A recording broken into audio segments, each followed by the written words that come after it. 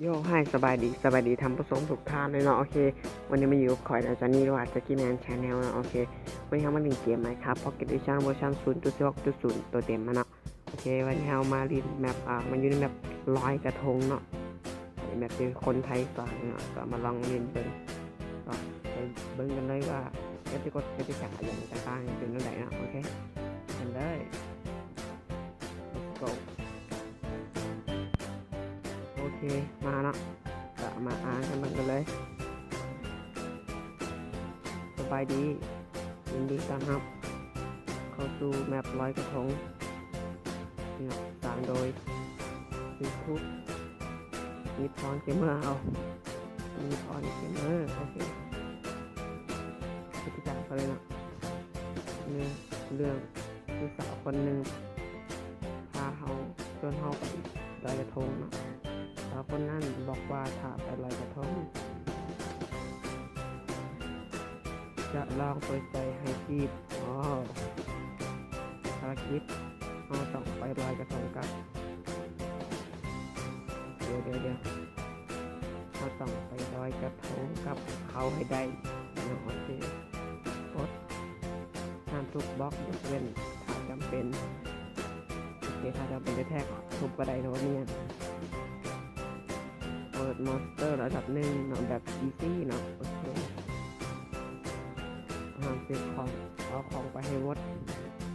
นะโอเคนี่เนี่ยจะต้องไม่ให้ครบ10 ดอกโอเคต่อไปเนี่ยเอาเครื่องกันละหมวกเสื้อกางเกงนี่มันส่งเนาะแล้วก็เกือบนี่เรากับกระทงธนูลูกธนูแอปเปิลทองอาโป่งแอปเปิลทองแล้วก็ที่เนาะใส่เข้าไปจัดของก่อนนี่เนาะธนูไหมนี่กระทงลูกธนูโอเคตามนี้เลยเนาะมาน้อยโอเคเอาก็เตรียมตัวไปกันเลย let's go เอาพิกแอคก่อนเนาะเดี๋ยวเขาลืมเปิดผีเนาะเปิดมอนสเตอร์นี่นะแบบ easy เปิดก่อนโอเคlet's go ไปเลยปะนี่เอามืดเอาสเกเลตันยาเด้ยาแลนอย่างเดียวเลยเขามันมีหลายบอสแลนโอเคมาอยู่นี่เอามันได้ดอกหนึ่งแล้วทุบบล็อกเอาไปทุบสปาวโอเค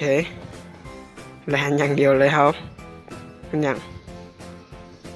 โอเค2 ดอกกดเบิ่งดูเป็นอย่างวะเนี่ยกดเบิ่งว้าวมันเป็นกับดักเนาะแต่ว่าหลอกเฮาบ่ได้โอเคไปต่อไปเลยขึ้นไปนี่เนาะดอกที่3มาแล้วดอกไม่อยู่ฝั่งใดห้ามเปิดเข้าไปเบิ่งโอเคต้องลองมือเนาะเอาเป็นทางขวาซ้ายดีเอาให้ก็ให้มาโอเคถูกต้อง4ขึ้นไป4 ดอกแล้วมันยังเอากับดักกดลงมาโอเค5 ดอกโอเคต่อไปขึ้นไปเลย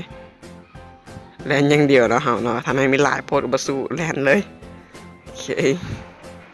นี่เนาะลงไปมันยัง6 ดอกยาในวิชั่นก็มีโอเคกินเข้าไปยามาอีกในวิชั่นกินเข้าไปโอเคมาลงไปกันเลยว้าวกล่อง7 ดอกโอเคไปทางนั้นเป็นบ่โอเคนี่เนาะไปเลยยาออกไปไกลๆออกไปไม่ต้องมาใกล้เอาให้ตกยาเฮ้ยโอ้ลายโพดเป็นล้านมีเป็นล้าน คีเปอร์กันระเบิดโอ้ดีที่ยังมาตายโอเคตายกันต่อมาขึ้นมาโดดขึ้นมาไปแล่นไปโดดขึ้นไปโอเค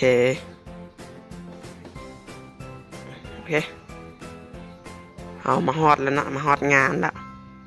เบิ่งเลี้ยวซ้ายลอยกระทงนะเนาะใหญ่โอเคเลยเฮามีแต่7 ดอกเองนี่เองนะเรามีแต่7 ดอกเอาครบเด้มีหยัง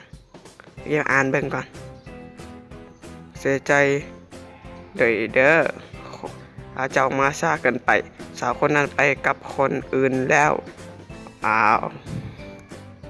ต่อไปเบิ่งกันเนาะบ่เป็นอย่างเด้อบ่จำเป็นต้องลอยกระทงกับสาวลอยไปเฮาไปลอยกระทงกับครอบครัวดีกว่าอ๋อเนาะไปแล้วอะไรก็ครอบครัวน่าจะดีกว่านะโอเคไปอย่าลืมให้เครดิตนำเด้อโอเคดีเนาะอยากให้ค่อยสร้างอีกก็เมนมาเด้อโอเคก็ไป YouTube ค่ะแล้วก็ไปบอกเขาเลยเนาะว่าอยากให้สร้างอีกก็ว่าไปโอเคนี่เนาะฝากกดติดตามแด่ YouTube มีพรเกมเมอร์บ๊ายบายไปลอยกระทงกันโอเคก็ไปกดติดตามกดไลค์กดแชร์ของตามคาเดอร์ที่สำคัญก็อย่าไปกดติดตามคาเดอร์โอเคจิกกี้แมนชาแนลเนาะโอเคนะอ่านเสร็จแล้วกดโอเคเสร็จแล้วเนาะก็กดลงไปเบิ่งดูอย่างวะไหนเบิ่งก่อนไหนเบิ่งมีอย่างโอเคปิดรายการก่อนเนาะโอเคก็ถือว่าจบลงไปแล้วเนาะโอเคก็เป็นแมปที่ม่วนหลายเนาะสนุกสนานไปตามกันก็ไปโหลดไปลินมาไปคอมเมนต์ให้เขาสร้างอีกหลายๆเนาะโอเคนะที่อย่าลืมนะที่จะกดไลค์กดแชร์กด Subscribe เพื่อเป็นกำลังใจให้คลิปต่อไปเนาะโอเคสำหรับวันนี้นี่ต้องคำว่าสบายดี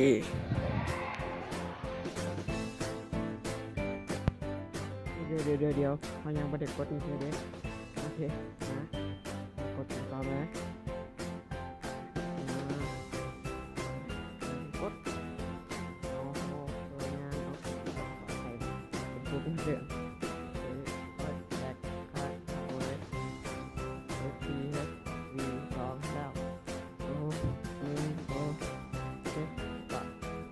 ลาไปก่อนเลยครับ